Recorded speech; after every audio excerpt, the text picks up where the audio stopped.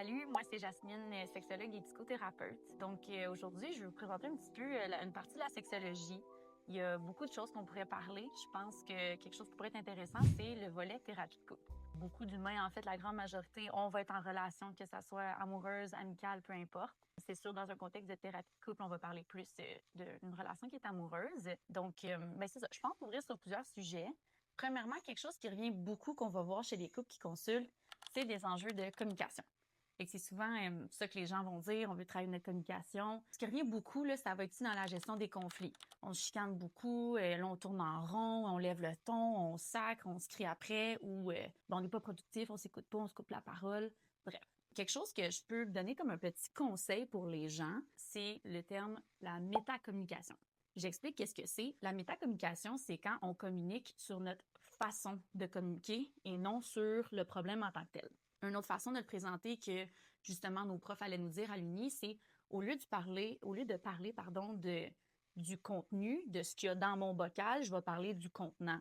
Je donne un exemple. Souvent, les conflits du quotidien dans un couple, ça va être la vaisselle, les brassées de lavage, j'ai oublié la boîte à lunch du petit, en arrivant en retard, je t'avais dit que c'est important. Des tracas du quotidien qui sont assez banals, mais qui vont dégénérer parce que la façon qu'on en parle n'est pas productive, manque peut-être d'empathie ou autre chose. Moi, personnellement, quand je suis en thérapie de couple avec mes clients, je m'en fous un petit peu c'est qui a oublié de ranger la boîte à lunch. C'est pas ça qui est pertinent. Puis souvent, même si on arrive à identifier, c'est pas tant ça qui va aider les gens.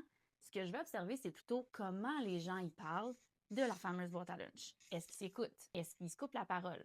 Est-ce qu'il y a des sujets par rapport à la boîte à lunch que là, on s'enflamme davantage? Ça, c'est mes cues qui vont être plus pertinents à adresser. Par exemple, de faire « Hey Linda, as-tu remarqué? À chaque fois que Marc veut parler de telle chose, mais tu as tendance à lui couper la parole. Laissons-le terminer. » Puis ça, ce qui est le fun, c'est que c'est des trucs que vous pouvez aussi à la maison essayer de vous rappeler dans le couple, de parler de la façon que vous communiquez. Pas obligé de dire « Mon amour, est-ce qu'on métacommunique ce soir? » Mais de vous arrêter pendant un conflit, ça demande de la pratique. C'est pour ça que c'est le fun des fois d'avoir un thérapeute, là, mais c'est de vous arrêter pendant un conflit et de faire « OK, je vais sortir de l'histoire de la vaisselle. Qu'est-ce qui se passe en ce moment? OK, je me sens vraiment frustrée. Je sais que j'ai eu une grosse journée aujourd'hui. Je suis super impatiente. J'écoute à moitié ce qu'il est en train de me dire. Inversement, j'ai l'impression que je parle puis que c'est lui qui entend absolument rien.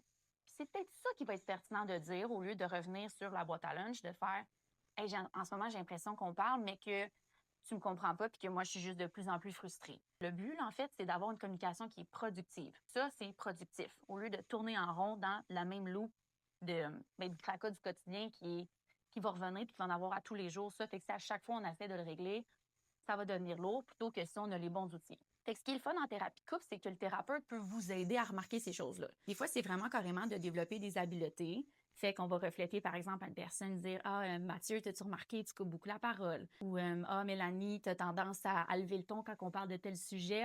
Je vois que ça t'enflamme, mais là tu laisses cette colère-là prendre le dessus. » Le thérapeute va pouvoir vous refléter certaines choses comme ça pour vous permettre, vous, de voir aller puis de faire « Hey, c'est vrai, j'avais pas remarqué que je coupais autant la parole, par exemple. » durant un conflit.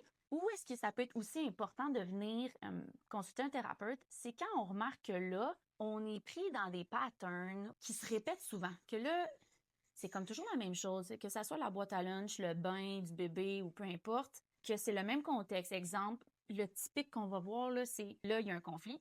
Moi, je vais en parler, puis mon partenaire, il veut pas en parler. Lui, il veut sa bulle. Puis là, on est pogné là-dedans, me semble, à chaque fois qu'on se chicane, je veux en parler, je veux en parler. Lui, il veut pas en parler. Puis ça se répète. Là, c'est peut-être votre indice que ça pourrait être pertinent d'avoir un professionnel pour vous aider. Ou si vous remarquez qu'à travers vos relations carrément, il y a ces patrons-là qui reviennent aussi et que vous vous ramassez, par exemple, toujours en couple avec une personne qui préfère justement s'isoler quand il y a un conflit ou vous repousser ou peu importe. Là, ça peut être intéressant de voir qu'il y a peut-être une dynamique relationnelle qui est installée, un pattern, puis que quand on a la tête dedans, c'est un peu difficile de le voir. Puis un professionnel qui est pas en amour, qui n'est pas dans le conflit, qui n'est pas fâché, va être capable d'avoir le pas de recul puis de faire on a tel patron qui est en train de se jouer. J'ai le goût de prendre un classique qu'on voit beaucoup. Il y a plusieurs façons de l'appeler, là, mais le poursuivi, poursuivant, le patron demande retrait. Des fois, il y a des gens aussi qui vont dire avec l'attachement, là, c'est un attachement anxieux avec un attachement évitant. Bref, quand une personne veut régler le conflit tout de suite, puis l'autre personne, elle veut du temps, de l'espace pour pouvoir le régler. Les deux, c'est super simple, c'est super correct, mais des fois, ça peut créer des dynamiques qui sont intéressantes. Je vais essayer de voir ce que ça va dire. Je vais prendre mon tableau. C'est d'ailleurs quelque chose que je peux faire avec mes clients, justement, en thérapie de couple. C'est difficile à faire chez soi à la maison. Là, je pense que ça prend quand même l'aide d'un professionnel. Et là, je vais faire un petit shout-out à ma superviseure durant ma maîtrise, Isabelle Dallaire, parce que c'est elle qui m'avait montré cet outil-là. Moi, j'aime bien faire le signe infini comme ça pour montrer comme l'exemple d'une dynamique qui est perpétuellement répétable si on la voit pas puis qu'on la casse pas. Le classique qu'on va voir, c'est une personne qui va, par exemple, on va dire fuir, un mécanisme d'évitement. On va l'appeler Mathieu. Bon, Mathieu, il est ici. Et Mathieu, dans une situation conflictuelle, il a tendance à s'en aller. Il n'est pas bien, ça le fait sentir mal. Puis là, en thérapie, on va poser des questions. OK, tu quittes, mais peux-tu me parler plus de comment tu te sens quand il y a un conflit comme ça? Puis là, Mathieu, ce qu'il faut dire, par exemple, c'est moi, ça me stresse. Fait qu'on va aller avec notre émotion qui est à côté, là. Stress ici. On pourrait mettre de la peur aussi, en fait. Hein, le stress, ça découle de la peur. OK. Moi, quand je suis en conflit, je vis beaucoup de peur. Ça me donne envie de m'isoler, de me retirer. J'aime pas ça. Là, on va chercher à comprendre ça vient d'où. C'est quoi l'origine de cette crainte-là? Qu'est-ce qui fait que toi, quand tu es en conflit, tu deviens stressé, suivi davantage de peur que peut-être la moyenne des gens? Là, ça peut être intéressant de faire un retour dans le passé puis d'observer les blessures. Je parle d'une blessure qui est davantage psychologique. Là. Est-ce qu'il y en avait beaucoup de conflits chez nous, puis c'était un peu plus violent, ou j'ai vécu peut-être des formes de rejet dans le conflit. Fait que moi, à chaque fois qu'il y avait un conflit, ben peu importe, mes parents partaient, puis là, ça m'a peut-être une certaine blessure. C'est souvent moins agréable de parler de ces choses-là. Il faut y aller plus lentement. On respecte le rythme des clients, là, c'est sûr. Il ne faut pas aller non plus rapidement dans tout ça, mais ça peut être vraiment réparateur d'en parler calmement dans un cadre sécuritaire avec des gens qui sont là dans une bienveillance pour nous encadrer puis nous, justement, réparer peut-être un petit peu ça. On touche un peu à la blessure, on régule justement les émotions, on y touche, on régule. Puis jusqu'à temps que le système nerveux comprenne, hey, c'est plus un danger le conflit. Là, après ça, on va répondre aux besoins. OK, toi, quand tu es en conflit, ben, ça vient clairement créer un peur. Fait qu'est-ce que tu peux faire pour répondre à ce besoin-là?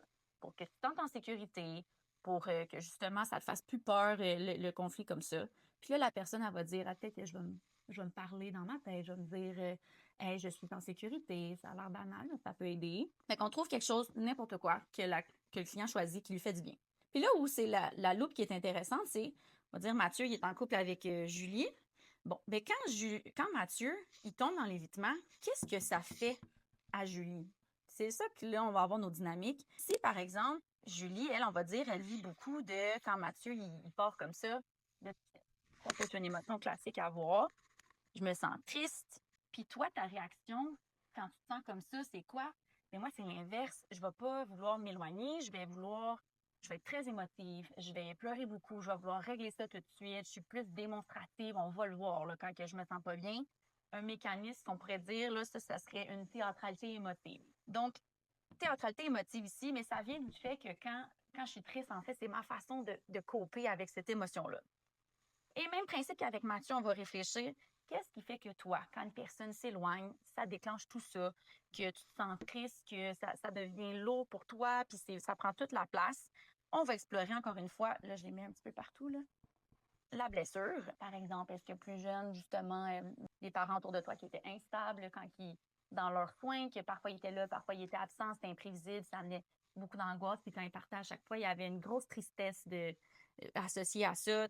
Je dis un petit peu n'importe quoi, mais on va chercher l'origine de voir ça vient d'où.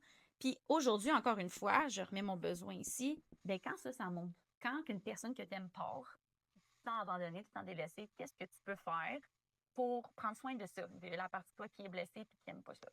Puis là, ce qui se passait avant, Julie était dans une théâtralité émotive, puis ça inquiétait Mathieu, et donc lui s'évitait. Et quand que Mathieu partait, ben ça amenait Julie à paniquer encore plus, être encore plus émotive. Fait que là, Mathieu, il s'éloigne encore plus. Puis là, on entretient cette dynamique-là. Comme vous voyez, ça peut être difficile de voir ça tout seul. C'est pour ça que ça peut être pertinent de voir un professionnel qui va être capable de remarquer ça. Ça se fait pas en 1 heure, puis c'est pour ça que des fois, les gens voudraient que ça se règle tout de suite. Je comprends. Quand on est dans un problème, on veut régler le plus vite possible, mais vous vous doutez que comprendre une dynamique comme ça, Ça va prendre, un professionnel va avoir besoin d'environ 4 séances d'évaluation à peu près. Puis après, on va encore continuer d'apprendre sur le couple quand même. Fait que oui, il va y avoir quand même plusieurs séances à juste comprendre cette dynamique-là. Puis une fois qu'on a le portrait, là, on va dire au couple, on veut que vous preniez le pas de recul que je parlais avant. OK, qu'est-ce qui est en train de se jouer? Qu'est-ce qui est en train de se passer? Là, je me sens abandonnée, il part. Je vais partager ça plutôt que de parler de la boîte à lunch, parler de la vaisselle. Du fait que, hey, je me sens abandonnée. Puis le partenaire qui fait aussi son travail dit hey, « je suis pas en train de t'abandonner, moi je me sens plus stressée dans ce conflit-là, puis j'ai le goût de m'isoler. » Puis là, c'est une communication qui est beaucoup plus productive, puis qui permet de régler les conflits un peu plus vite. Donc voilà, j'espère que ça vous a été utile. Et si vous sentez que quelque chose va rejoindre là-dedans, n'hésitez pas à me contacter. Moi, je suis à la clinique ABC de Valleyfield. Merci.